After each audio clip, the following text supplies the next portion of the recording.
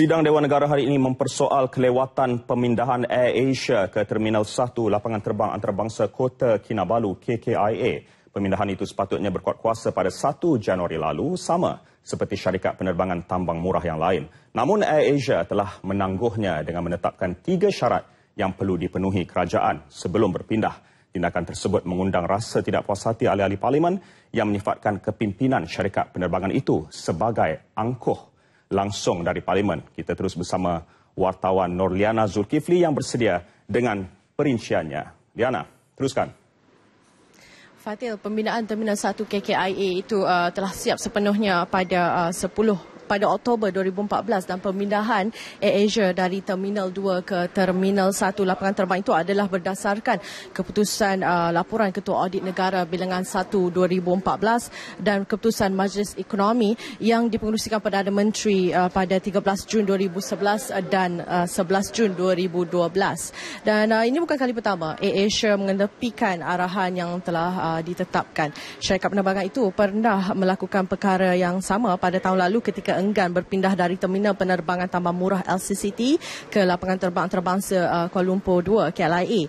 Dan mengulas keengganan Air Asia berpindah ke Terminal 1 KKIA yang dibangkitkan Ahli Dewan Negara hari ini, Timbalan Menteri Pengangkutan Datuk Abdul Aziz Kaprawi berkata kementeriannya masih dalam proses rundingan dengan Air Asia dan pihak Malaysia Airports Holding Berhad MEHB supaya persetujuan yang adil dan memuaskan dapat dicapai.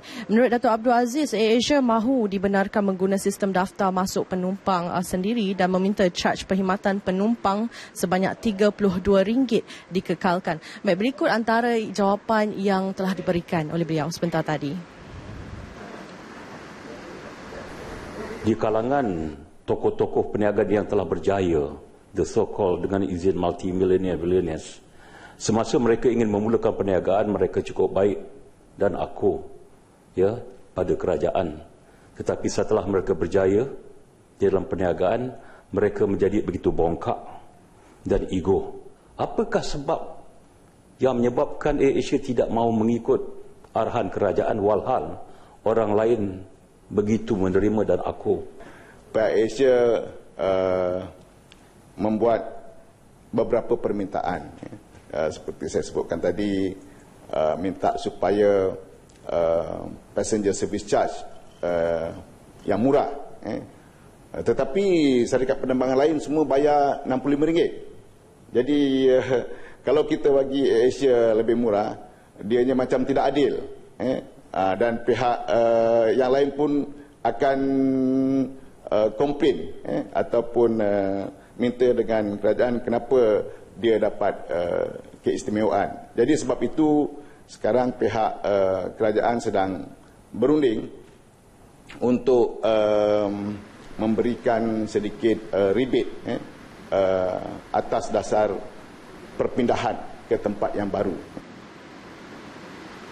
Baik, Datuk Abdul Aziz juga memaklumkan kerajaan akan menetapkan satu tarikh baharu untuk pemindahan Air Asia ke Terminal 1 KKIA dalam waktu terdekat.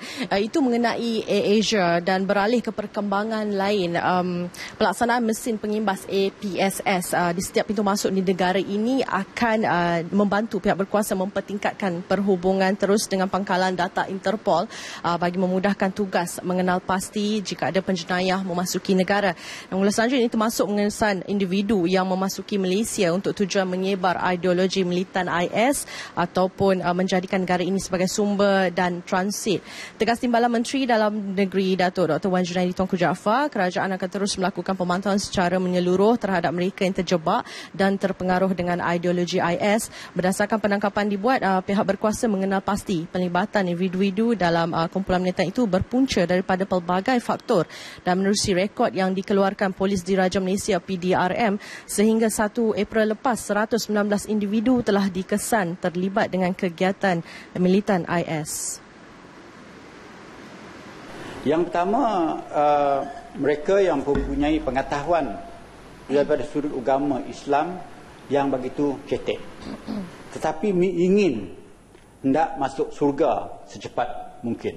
Yang kedua, mereka yang amat benci kepada perjuangan khususnya yang diterajui oleh pihak Amerika dan Allied Forces masa menyerangkan Iraq. Jadi yang ketiga barulah sosial pengaruh media itu sendiri, selain daripada rakan dan tolan ataupun peer group.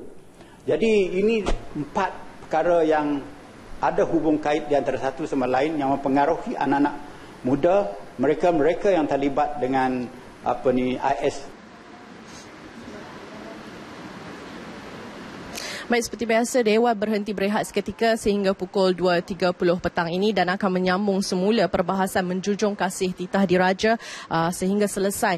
Dan turut dimaklumkan sebanyak 4 risalat akan dibawa ke dalam mesyuarat dan dibentangkan pada hari ini. Antaranya laporan tahunan dan penyata kewangan Universiti Kebangsaan Malaysia bagi tahun 2013 dan laporan tahunan dan penyata kewangan Universiti Malaysia Sabah bagi tahun 2013.